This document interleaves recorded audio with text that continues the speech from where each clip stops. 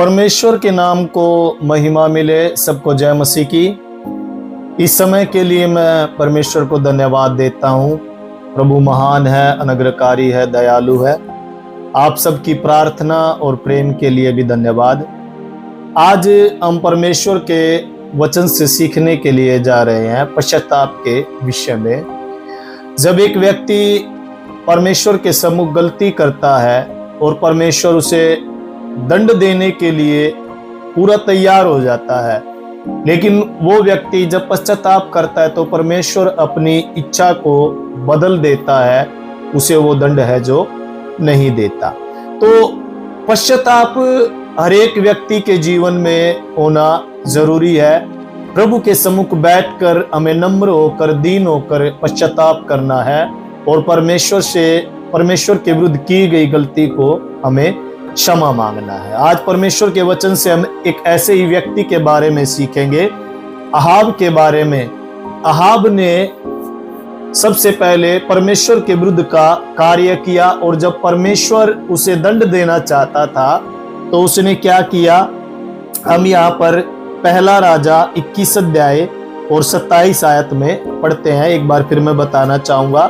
पहला राजा 21 की 27 में लिखा है कि एलिया के वचन को सुनकर अहाब ने अपने वस्त्र फाड़े और अपनी देह पर टाट लपेटकर उपवास करने और टाट ही ओढ़े पड़े रहने लगा और दबे पांव चलने लगा।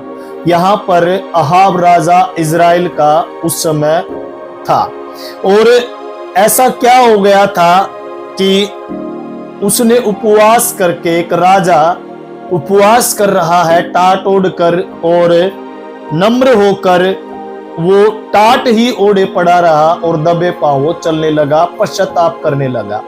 ऐसा क्या हो गया था, हम यहाँ पर देखते हैं कि अहाब ने एक गलती की। अहाब का मन सबसे पहले एक जमीन को देखकर, एक बारी खुदाक की बारी को देखकर जो है ललचाया। जैसा हम यहाँ पर 21 अध्याय की 1 आयत में पढ़ते हैं कि नाबोत नामक एक इजरायली की एक दाख की बारी शोमरोन के राजा अहाब के मंदिर के पास इजराइल में थी। यहाँ पर नाबोत नामक एक व्यक्ति था और उसकी कुछ जमीन का टुकड़ा था, एक दाख की बारी थी और वो राजा अहाब के राज मंदिर के पास इजराइल में थी।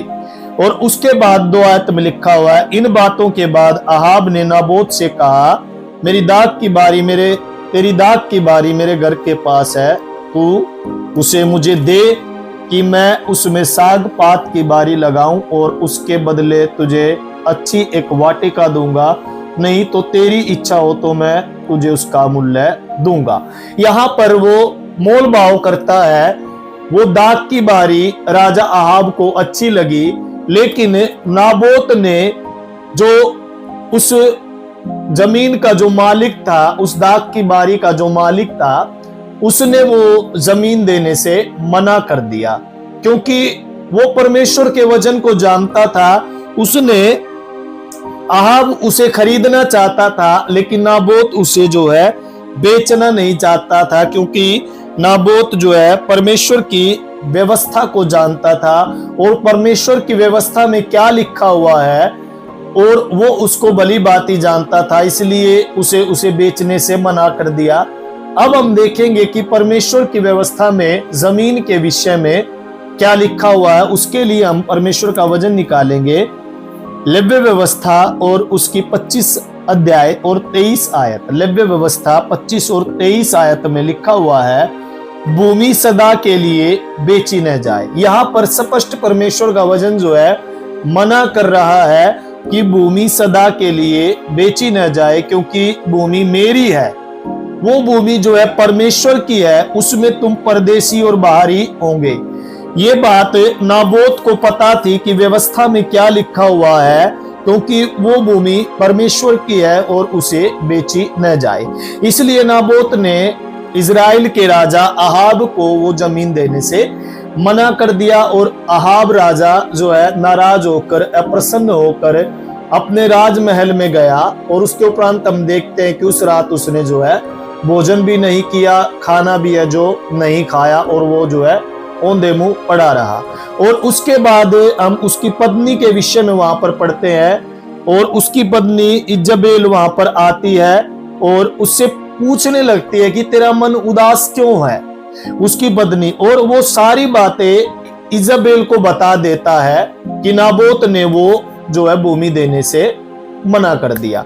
और वहां पर इजबेल कहती है कि तू तो इजराइल का राजा है, क्या सब कुछ तेरे वश में नहीं है, वो भूमि तुझे जो है मिल जाएगी। अब यहाँ पर इजबेल जो अहाब की पत्नी थी वो एक मूर्ख स्त्री थी, उसने एक षड्यंत्र रचा, एक ऐसा षड्यंत्र रचा, एक ऐसे चक्रव्यूह में नाबोत को फंसाया। हम वहां पर देखते हैं कि लिखा हुआ है कि तब उसने अहाब के नाम से चिट्ठी लिखकर उसकी अंगूठी की छाप लगाकर उन पुरनियों और रईसों के पास भेज दी जो उसी नगर के नाबोत में पड़ोस में रहते थे। उस चिट्ठी में उसने यो लिखा, उपवास का प्रचार करो और नाबोत को लोगों के सामने ऊंचे स्थान पर बैठाओ, तब दो नीच जनों को उसके सामने बैठाना जो साक्षी देकर उससे कहे तूने परमेश्वर और राजा दोनों की निंदा की है। और उस समय यहाँ पर उसने ये सब लिख कर जो है वो चिट्ठी भेज दी और उसमें लिख दिया कि नाबोत को इस तरह पथराव करके मार डालना है, क्योंकि उसने वहां पर लिखा कि तूने जो है परमेश्वर और वहां के इजराइल के राजा की तूने निंदा की है। और इस षड्यंत्र के विरुद्ध जो है तहत उसने नाबोत को फंसा लिया और पथराव करके नाबोत को मार डाला। अब यहाँ पर नाबोत के बारे में लिखा हुआ वो बेकसूर था, उसका कोई कसूर नहीं था और उसकी हत्या कर दी गई।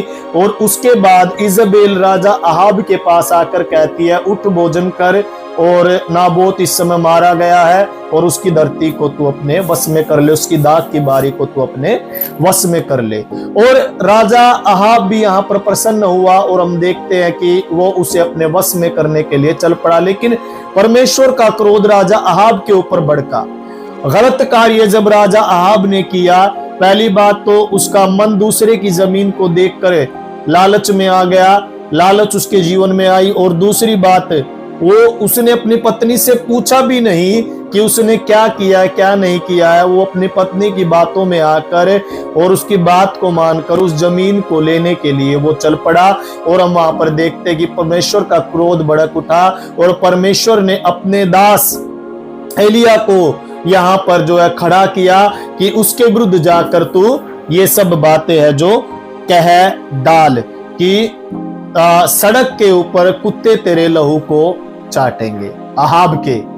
और यहां पर लिखा हुआ है कि जब एलिया वहां पर पहुंचा, तिस्बी एलिया के पास, जब परमेश्वर ने ये सब बातें जो है कही, तो यहां पर एलिया को देखकर अहाब ने कहा, 20 आयत में लिखा है कि हे मेरे शत्रु, क्या तूने मेरा पता लगाया? उसने कहा हाँ लगाया है, और उसका कारण है कि जो यहोवा की दृष्टि में बुरा है उसे करने के लिए तूने अपने आप को बेच डाला है।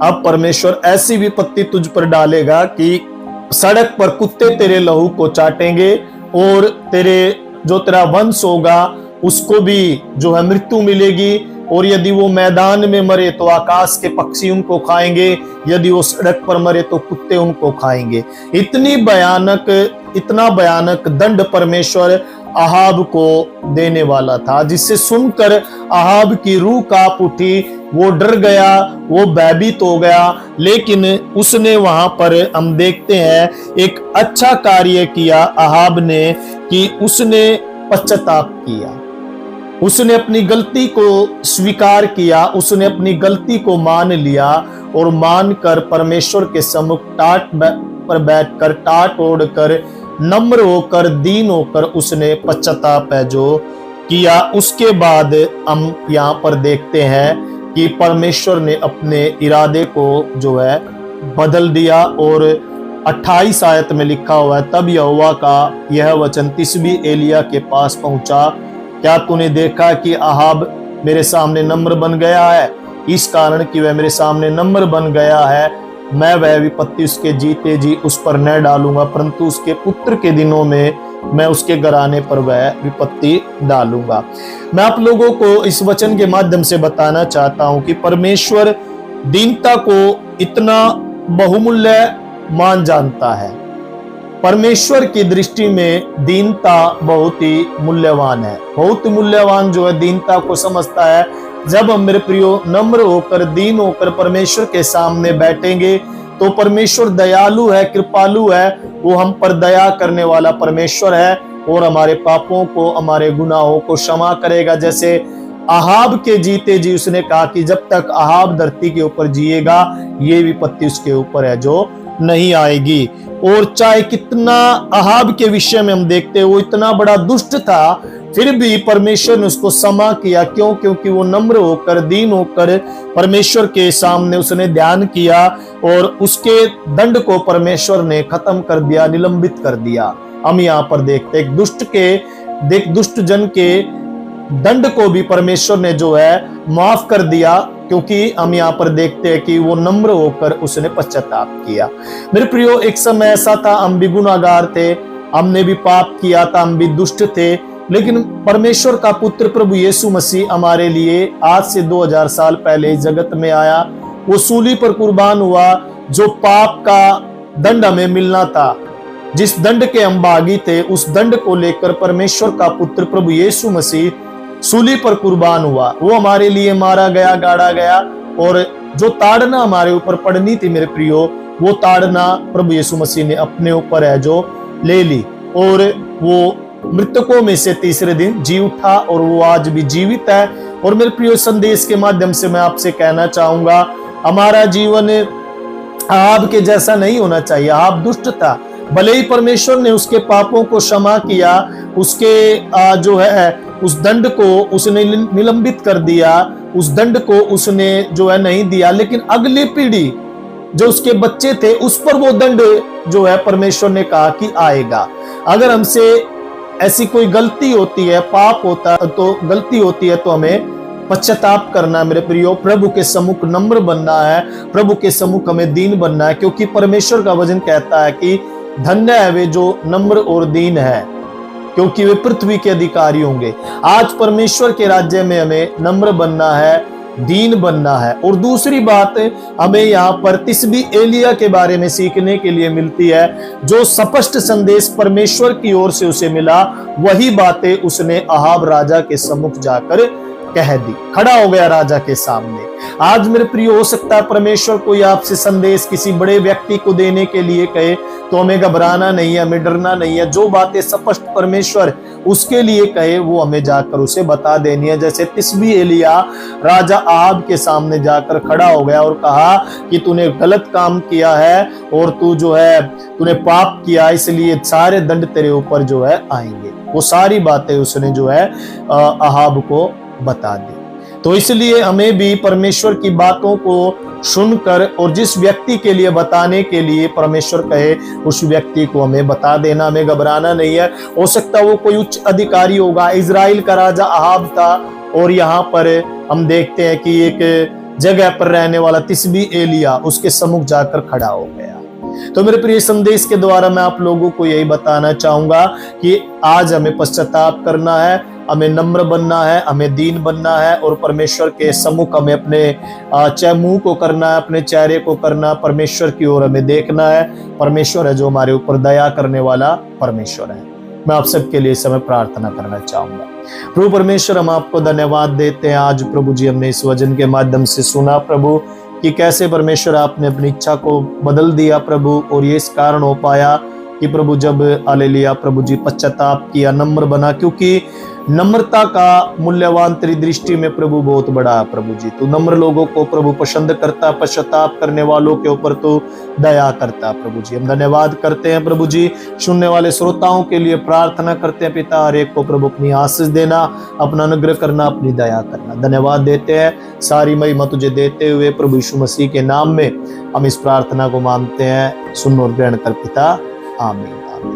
शो परमेश्वर का धन्यवाद। इस संदेश के द्वारा परमेश्वर आपको आशीष दे। यदि आप लोग प्रार्थना कराना चाहते हैं तो स्क्रीन के ऊपर एक नंबर दिया गया, आप उस पर जरूर संपर्क करें। हम आपके लिए प्रार्थना करेंगे और प्रभु आप सबको आशीष दे। God bless you. जय मसीह की।